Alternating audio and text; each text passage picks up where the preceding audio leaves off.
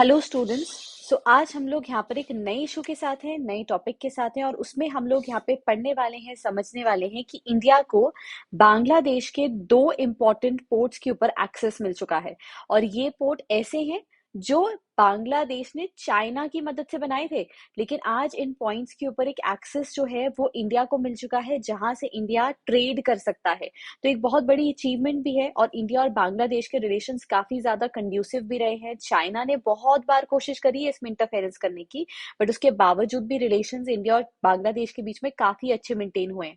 तो चलिए अपनी सीरीज में समझते हैं, सेशन में समझते हैं कि वो कौन से दो इंपॉर्टेंट पोर्ट्स हैं जिनके ऊपर इंडिया को एक्सेस मिल चुका है और अब वो बांग्लादेश के उन पोर्ट्स को एक्सेस करके वहां से अपना व्यापार और ज्यादा बढ़ा सकता है।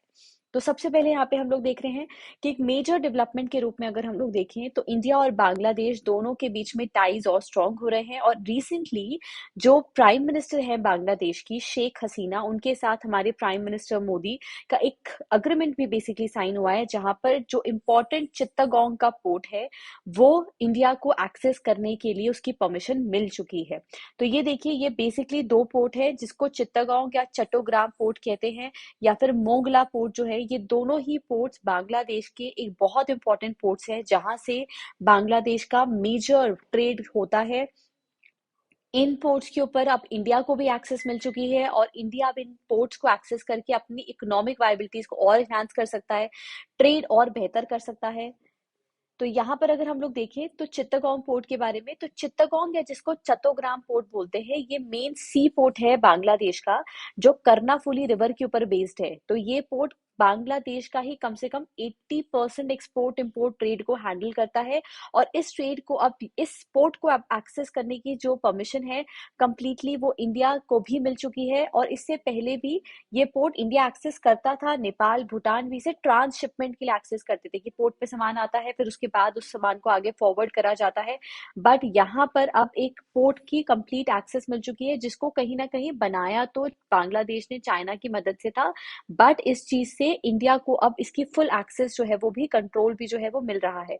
तो अगर हम लोग यहाँ पे रिपोर्ट के हिसाब से देखें तो लॉयड की रिपोर्ट के हिसाब से चित्तगोंग पोर्ट जो है वो 58 बिजिएस्ट कंटेनर पोर्ट है वर्ल्ड का, और ये one of the oldest port है। इसके बारे में तो आप एंशियंट हिस्ट्रीज में भी हमारे पढ़ेंगे तो आपको मिलेगा। आपने पढ़ा होगा कि मॉडर्न हिस्ट्री के सेक्शन में भी चित्तगोंग आर्मरी रेड, सूर्य सेन जिसके साथ इन्वॉल्व है, एक बहुत बड़े रेवोल्यूशनरी थे जो इस आर्मरी रेड के साथ इन्वॉल्व थे। तो चित्तगोंग पोर्ट जो है वो डेवलप किया था बांग्लादेश ने चाइनीज इन्वेस्टमेंट और उनकी मॉडर्नाइज टेक्निक से। बट यहाँ पर अब जब एक्सेस मिला है तो देखिए, कहीं ना कहीं तो चाइना भी परेशान हुआ ही है इससे। ये माना जा रहा है कि चाइना अपना कंट्रोल इसके ऊपर मेंटेन करना चाहता है, इस पोर्ट को सिर्फ अपने पास ही रखना चाहता है, अपनी प्लान और अपनी नीड्स के हिसाब से इसे एक्सेस करना चाहता है। बट जैसे ही एक्सेस और ये अग्रीमेंट अब इंडिया के साथ हुआ है तो चाइना कहीं ना कहीं इस चीज से काफी ज्यादा हिल गया है। तो सिग्निफिकेंस अगर हम लोग देखें इस पोर्ट का कि क्यों ये पोर्ट इंडिया के लिए भी इंपॉर्टेंट हो सकता है, तो देखिए, सबसे पहली चीज है कि इस अग्रीमेंट के थ्रू हम लोग चट्टोग्राम और मोगला पोर्ट्स दोनों को ही एक्सेस कर सकते हैं। ये पोर्ट काफी सिग्निफिकेंट पोजीशन होल्ड करता है नॉर्थ ईस्टर्न स्टेट्स के अंदर। साथ ही साथ ये नॉर्थ ईस्टर्न स्टेट्स के साथ इंडिया की कनेक्टिविटी, डायरेक्ट कनेक्टिविटी जो रूट है उसको इन्हांस करेगा। तो जैसे कि आपने यहाँ पर मैप में भी देखा था, ये हमारा चट्टोग्राम पोर्ट है जिसका डायरेक्ट एक्सेस यहाँ पे हो सकेगा। तो हम नॉर्थ ईस्ट के थ्रू, इस रूट के थ्रू ट्रेड कर सकते हैं त्रिपुरा अगरतला के रीजन में। तो ये काफी इंपॉर्टेंट है नॉर्थ ईस्ट रीजन के लिए भी। ये हमारा डिस्टेंस, जो लॉजिस्टिक कॉस्ट है उसको भी रिड्यूस करेगा, टाइम भी कंज्यूम नहीं करेगा, सब लिमिटेड टाइम के अंदर जो है वो काफी ज्यादा ट्रेड एंड कॉमर्स हो पाएगा। एंड ये जो रूट है ये वेस्ट बंगाल और नॉर्थ ईस्ट के बीच का जो डिस्टेंस है, वो जो 1200 किलोमीटर के आसपास का भी रोड डिस्टेंस है उसको बहुत सिग्निफिकेंटली ड्रॉप कर देगा, क्योंकि अब पोर्ट की एक्सेस मिलने से डायरेक्टली नॉर्थ ईस्ट के रास्ते पे अब ट्रेड हो सकता है और वहां से डायरेक्ट इंडिया के अंदर ये सारा का सारा जो भी लॉजिस्टिक्स का सामान है या लॉजिस्टिकल प्रॉब्लम्स अभी तक सफर करनी पड़ती थी वो नहीं करनी पड़ेंगी। तो ये आप देख रहे हैं, ये हमारा चट्टोग्राम पोर्ट है, ये मोंगला पोर्ट है, और ये जो पोर्ट्स है इनका जिनका एक्सेस अभी दिया गया है, इसके बाद यहीं से कि इंडिया के अंदर भी यहाँ से लॉजिस्टिक्स जो है वो आ सकते हैं, यहीं पे सीधा डायरेक्टली ट्रेड जो है वो करा जा सकता है और फिर वो इंडिया के नॉर्थ ईस्टर्न रीजन से हमारे मेन लैंड रीजन के पूरे पार्ट्स के अंदर भी आ सकेगा। तो ये आप पूरा का पूरा यहाँ पे दो पोर्ट्स को देख पा रहे हैं। तो ये एक इकोनॉमिकल और इन्वायरमेंट फ्रेंडली कनेक्टिविटी डेवलप हुई है। स्टेट्स जैसे त्रिपुरा, असम, मेघालय को भी एक्सेस मिलेगा यहाँ से ट्रांसपोर्ट करने के लिए गुड्स को।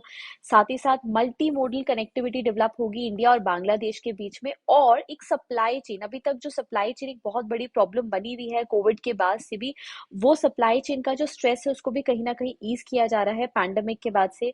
और इंडिया अपना जो ट्रेड है वो south east Asia, east Asian nation और बियॉन्ड, उसके बाहर भी, उसके आसपास के और भी आगे के इलाकों में इजीली कर पाएगा with the access to this port.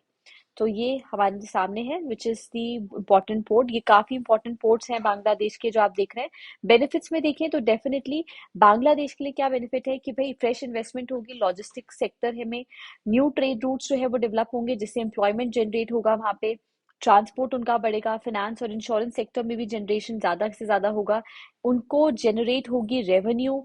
और साथ ही साथ इकोनॉमिक ट्रांसफॉर्मेशन होगा उनकी सिटीज का, जैसे क्यूमिला, तामाबिल और अखुनोरा, ये सिटीज का भी उनका जो बेनिफिट है उनके देखने को मिलेगा। इंडिया जो है वो पिछले 40 सालों से हम लोग देखें तो हमारा इंडिया और बांग्लादेश के बीच में एक रिवर को लेके काफी डिस्प्यूट रहा है, तीस्ता रिवर, क्योंकि वेस्ट बंगाल अपना बाउंड्री शेयर करता है आपका बांग्लादेश के साथ, और कहीं ना कहीं वो एक्सेसिबिलिटी जो है वो डिफाइन नहीं हो पाती है। रिवर को लेकर काफी, वाटर डिवाइड को लेकर काफी ज्यादा डिस्प्यूट रहा है।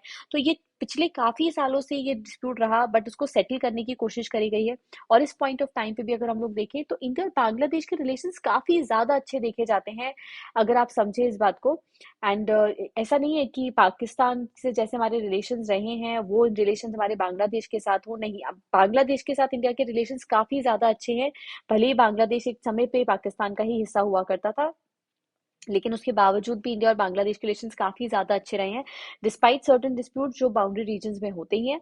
बट उसके बाद भी यहाँ पर अब शेख हसीना ने और यहाँ पर गवर्नमेंट्स ने ये डिसाइड किया है कि ये पोर्ट का एक्सेस दिया जाएगा, इकोनॉमिक वायबिलिटी को बढ़ाया जाएगा और रिलेशंस को और बेहतर किया जाएगा। तो ये चीजें आपने यहाँ पे देखी। तो हमने इस पूरे के पूरे सेक्शन को अच्छे से समराइज करके समझा है कि क्यों इंडिया को ये दो पोर्ट्स मिले हैं, वो उसके लिए काफी अच्छे हैं।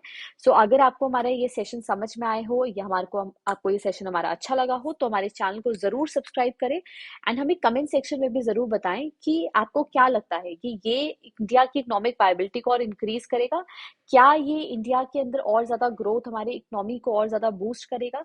सो हमारे को कमेंट सेक्शन में इसके बारे में जरूर बताएं, और ये भी बताएं कि आप और ऐसी कौन सी वीडियोस हैं जो चाहते हैं कि हम आप लोगों के लिए लेकर आए। So till then keep studying everyone, take care, जय हिंद।